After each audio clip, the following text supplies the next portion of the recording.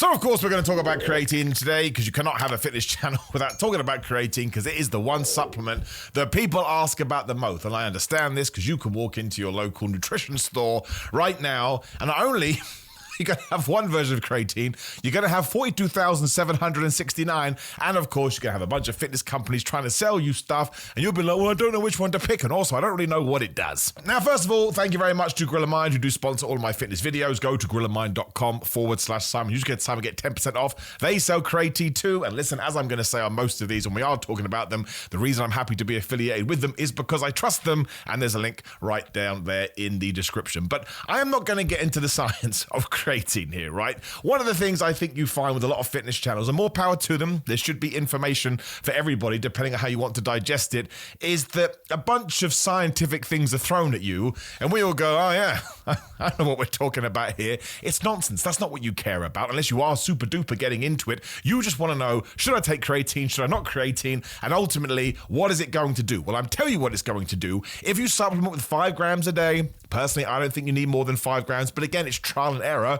Maybe you need a little bit more, maybe you need a little bit less, but I would say the maximum you ever want to do is 10 grams, and even that is pushing it. What it is going to do after it's got into your blood system and it's saturated and all of that nonsense is that you'll be able to do a couple of more reps in the gym, or, you know, depending on the type of exercise you are doing, you'll just be able to push it a little bit more because it's going to increase your ATP levels. Now, before you go, I don't know what an ATP level is, you don't need to freak out because it's just a molecule in your system that stores energy. That is it. So let's say, I'm making this up right, this is the Simons-Miller scale. Let's say you have 5 ATP before you start supplementing with creatine. After you introduce it, maybe it goes up to 7. So maybe on a bench press, you can do 10 reps. Maybe you're going to be able to do 11. Maybe you're going to be able to do 12. You just do not know how you are going to respond to it, but that's all it does. That is the very, very basic thing it can do. And the reason people like it so much is because there's actually studies to support it because it's been around a long time. The issue with a lot of supplements that come out today is nobody knows. Maybe we will get 55 years down the line and go, damn it, I turned into a llama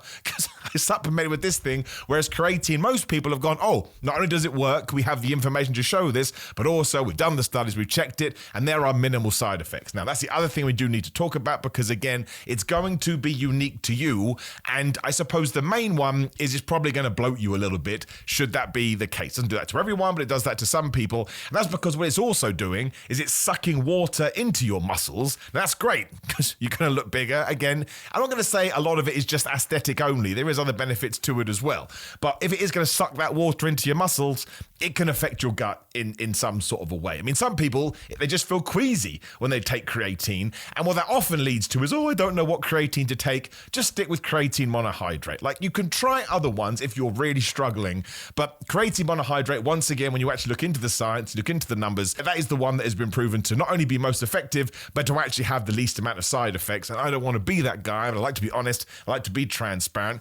This isn't the case across the board, but a lot of the ones you'll find where the price has really been jacked up is because somebody has just got another type of creatine and gone, oh yeah, this is the one. This is the one you want because they want to squeeze a few more pounds out of you. That's not to say that you shouldn't experiment with them if you really don't get on with monohydrate, but I don't think you need to get too worried about this. I don't think you need to get too carried away. Really, these things are always trial and error, and I don't see this as much these days. It doesn't mean that it doesn't exist. You do not need to preload, whatever the hell we call it, in 2025 when it comes to creatine. If you're not sure what that is and you do sit on the side of the pot or the jar or the box, however the hell you're consuming it, is some people will tell you for the first 2 weeks, take triple the dose of creatine or whatever it may be in order to get it in your system quicker. But yes, that will work because obviously you're taking a higher amount of creatine, but it's still going to get into your system and really just using more creatine. So let's say you stuck to the 5 grams a day as opposed to the triple amount. Maybe within the triple amount, you'll get there within 2 weeks to the point it is in your body, whereas if you just do it normally, it will be there in 3 weeks. I just think it makes much more sense to get into a routine, and you can take it whenever you want. That's the other thing some people say: before training, after training, first thing, on an empty stomach, on a full stomach. What I like to do is I like to take it pre-workout, and I like to take it when there is some food in my stomach to a point. I mean, I don't go to the gym really until 90 minutes after I've eaten, but it's not like I'm completely empty in my tum-tum. But that's just what I do, and that's mostly because I don't mean to pimp them out again. I really like Gorilla Mind's pre-workout, and they put creative right in there. So I'm like, well, it kind of makes sense, right, in my brain, even though it doesn't work like this. I want some more energy for the gym. I'll take the sort of energy supplement, but you just take it when it works for you. The only thing I would probably advise is to not take it on an empty stomach, because I just think, again, if you are going to have any side effects, that may increase the chances. But let's say you work out first thing in the morning and you like to train fasted, which you can do. There's nothing wrong with that. And we'll do another video about that at some point, because there's pros and cons to everything. All right, cool. Give it a go. If you don't like it, change it. Take it before you go to bed. Wake up in the middle of the night and take creatine. I mean, don't do that. Get your sleep. But to me, creatine has kind of become a buzzword in the fitness industry because, again, people know they can monetize it and they know you're going to see results, but I just don't think you need to fall into that trap. And you don't need to cycle it either. I mean, you can do, but I don't think there is an effectiveness. If you come off it, you will see a detriment, right? You will see a negative response just because you're losing the benefits that it does have.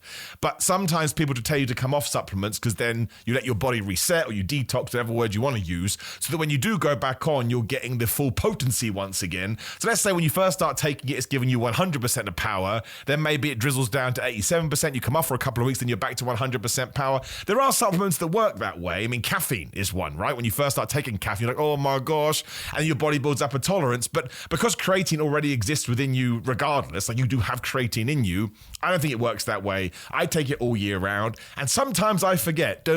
I know, right? Because I'm taking it in my pre-workout, sometimes on my rest days, I do have like an actual powder just to put into my drinks too.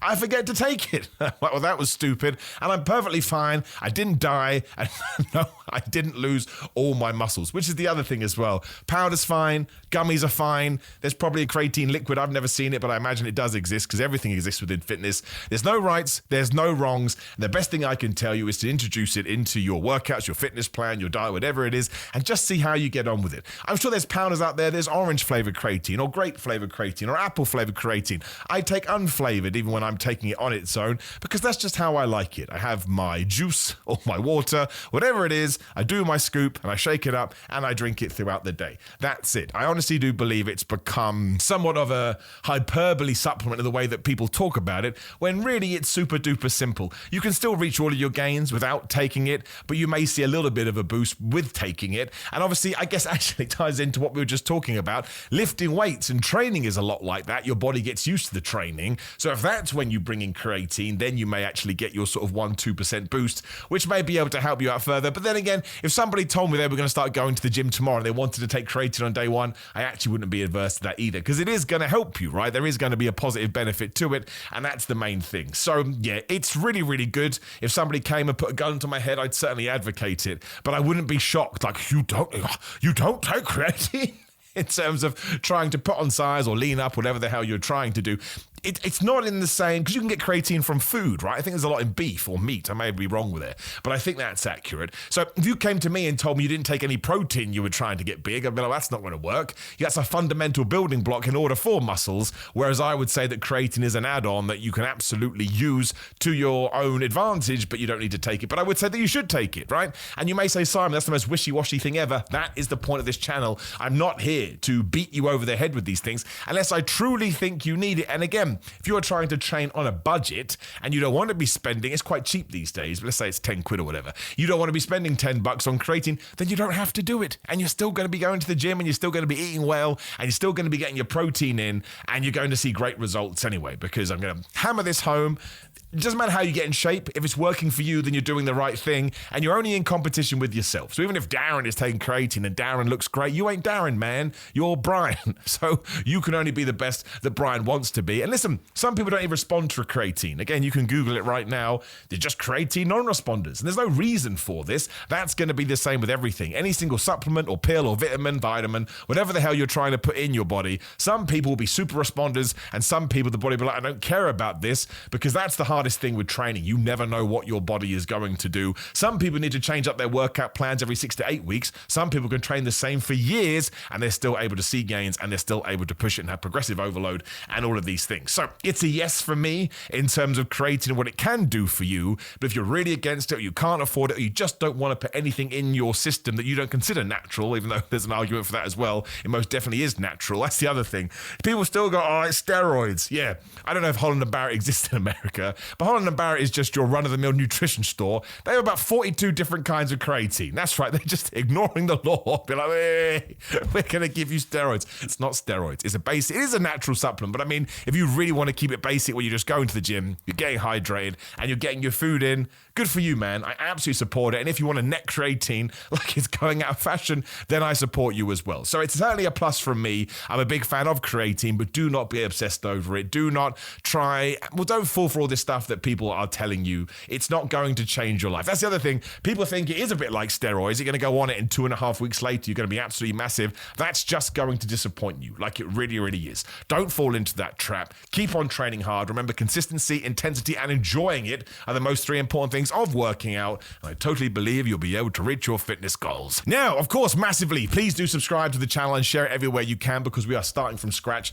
in order to try and build it up again. And if you are like, oh my gosh, Simon's doing fitness videos again. Yes, I was an idiot. I didn't think anybody cared about my gym stuff. Then I stopped doing them, and I got a very humbling amount of messages saying, no, actually, Simon, we do care. You can also check out my wrestling channel, of course. That'll be on the screen right now or in the description below. Come give me a follow on social media. Again, shout out to Gorilla Mind. Use my code Simon to get 10% off. Really do appreciate them supporting me with this. It helps massively. I'm on Cameo and all the social media platforms. Big push on TikTok at the moment as well. So I'd appreciate you following me there. But otherwise, train hard. Train to have fun. Remember, it's not the be all and end all. It's not the end of the world. But it is good for you because it's good for your heart and it is health and fitness.